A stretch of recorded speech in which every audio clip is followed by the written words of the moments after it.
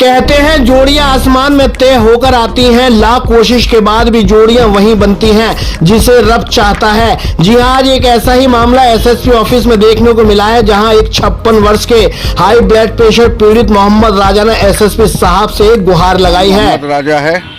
किस मसले को लेकर आप यहाँ पर? मेरे बेटे की सगाई हुई थी 6 सितंबर को। मैं उस मसले को लेकर एसएसपी साहब के पास आया हूँ। तो क्या वजह क्या आ रही है? मैंने 6.25 लाख रुपए का सामान चढ़ाया था चढ़ावे में।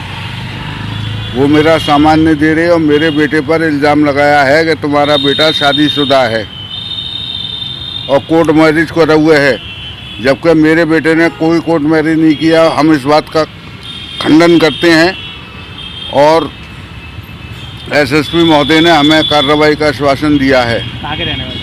हम शांति निकेतन एडीए कॉलोनी के रहने वाले। पुलिस से शिकायत की वो? पुलिस से तो वो हमें प्रताड़ित कर रहे हैं कि हमारा फला मित्र है, तो मैं बंद कराऊंगा दहेज के केस। क्या जो मौजूदा लोगों के बीच में जो बात हुई थी, क्या बात हुई थी? हमने समाज के लोगों को जोड़ा।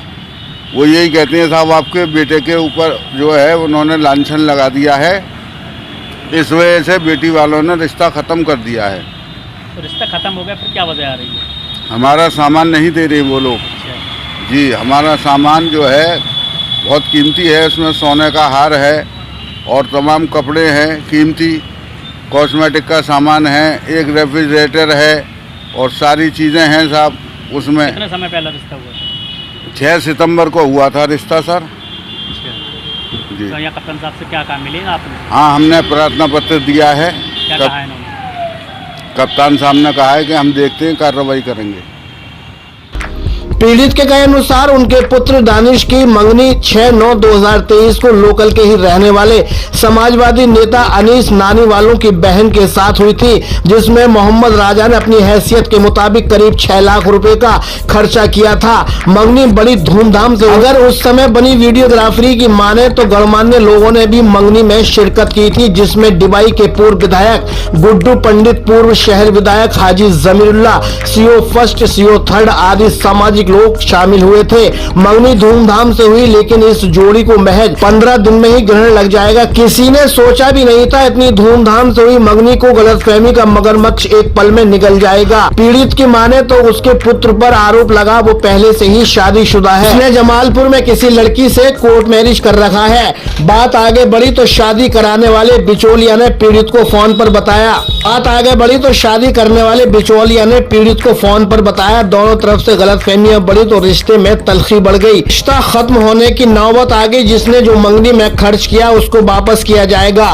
पीड़ित ने हाँ किया, लेकिन बेटी वालों ने पेच फंसा दिया। पीड़ित के बताए अनुसार एक दूसरे का सामान लौटाने के बावजूद लड़की पक्ष ने कहा उन्हें वो पैसा भी चाहिए जो पैसा दावत में खर्च किया गया है। पीड़ित का कथन आया जो उसके रिश्तेदार मंगनी में पहुंचे, उनके खाने के पैसे मिल सकते हैं। आपने 400 लोगों का खाना किया है, इसमें उनकी क्या जिम्मेदारी हो सकती है? पीड़ित ने बताया उन्हें एक फोन कॉल आया, जिसके बाद पीड़ित सोचने पर मजबूर हो गया। क्या थी फोन कॉल, देखते हैं इस क्लिप में। 2 लोगों में निपटा लीजिए, आप चाहे 10 लोगों में निपटा लीजिए, आप चाहे घर में बैठ के निपटा लीजिए, आप चाहो कप्तान साहब का निपटा लीजिए, आप चाहो श्री साहब का निपटा लीजिए, आप चाहो जिस तरह से आपकी मर्जी हो। क्योंकि हम एक बात सुनो, हम ये नहीं चाहते कि वो करें जो हम करना नहीं चाहते, क्योंकि इसमें जो है सुलझाने में ज्यादा फायदा है उलझाने में, क्योंकि अब इसका कोई कॉलम और कोई रास्ता बनने का किसी भी एंगल से बन ही नहीं रहा। क्योंकि देखो बात सुनो, ये बात आपके संज्ञान में पूरी तरीके से है कि मैं क्या कहने जा रहा हूँ। अब ये आपने कितने लोगों से शुभति करोगे, आप कितने लोगों से लड़ोगे? सही बात है। कुछ लोग इतने सरपरे भी आपके मुंह पे देंगे और इतने मुंह पे देंगे आपके, और वो जवाब बोलेंगे जो आप पे सहन नहीं होगा। तो हम ये नहीं चाह रहे, आप बड़े हमने आपकी इज्जत करिए। तो एक बार सुनो, हम खानदानी आदमी आपकी इज्जत करिए, तो हम आपकी इज्जत ही कर रहे हैं और इज्जत ही करते रहेंगे लास्ट तक। जी, इसको सुलझा दीजिए। आपको मैं 4 मस्जिद में भेजे दे रहा हूँ। ये बात दिलशाद पहलवान को तमाम लोगों को मालूम पड़ गया है, शहर में तमाम अफवाह हो चुकी है ये। और एक बात सुन, जब कोई किसी के वहां आता है इस तरह की हालात लेके, तो वो बात फैलती नहीं है, उड़ती है वो भी तरीके से, कैचअप करती है बात। और हमारा चेहरा ऐसा नहीं है, हमें गली गली में मोहल्ले में लोग जानते हैं, मशहूर है, अहले बिरादर जानती है, पूरी मुस्लिम कौम जानती है। और दूसरी बात, हम सामाजिक आदमी है, समाज में रहते हैं, तो हम चाह रहे हैं इस चीज की देखो गलती बच्चे ने की है, तो बात सुनो, उसने गलती की है तो इसकी भरपाई जो है चुपचाप हो जाए तो ज्यादा बेहतर है। इसमें जो ज्यादा डिस्ट्रीब्यूटर वो बेहतर नहीं है। नहीं, बेहतर है आपकी बात। अब आप टाइम रख लीजिए, कब शाम में बैठेंगे, कल बैठेंगे। आप जब बैठेंगे जो कहेंगे, आप कहेंगे मैं 4 लोग भेज दूंगा आपके यहाँ, आप चाहे आप आ जाना कहीं भी, जैसा आपको अच्छा लगे। कोई 4 लोग की वो नहीं है जरूरत, आप जो भी है आपका सलीम भाई को भेज दीजिए, हो जाएगा इंशाल्लाह। चलिए ठीक है, हम बात कर लेते हैं, सलीम भाई बुलाते हैं। ठीक है, ठीक है, ठीक है। शादी ब्याहों में संबंध के अनुसार यूं तो देश के प्रधानमंत्री भी प्रोग्राम में शिरकत कर सकते हैं, लेकिन इंसान शादी में आए इंसानों के नाम का फायदा उठाए तो ये सामाजिक तौर पर गलत है। इस फोन कॉल की टोन बताती है, अगर हमारे पक्ष में फैसला नहीं हुआ तो तुम्हें लंबा घसीटा जा सकता है। कप्तान साहब ने पीड़ित के प्रार्थना पत्र को सीओ साहब को फॉरवर्ड कर दिया है। इस प्रकरण में मंगनी हुई और टूट गई, तलखी इतनी बड़ी जो जग जाहिर है। अगर आगे रिश्ता बना भी तो संबंध के धागे में गलतफहमी की ऐसी गांठ पड़ जाएगी जो जिंदगी भर खत्म नहीं हो सकती है। बेहतर एक दूसरे को इल्जाम देने की बजाय पूरे प्रकरण को दोनों पक्ष बैठकर सामाजिक तौर पर मंथन करके खुद ही निस्तारण। बशीर बद्र ऐसे ही रिश्तों को लेकर अपनी शायरी में कहते हैं, दुश्मनी जमकर करो लेकिन ये गुंजाइश रहे, जब कभी हम दोस्त हो जाएं तो शर्मिंदा ना हो।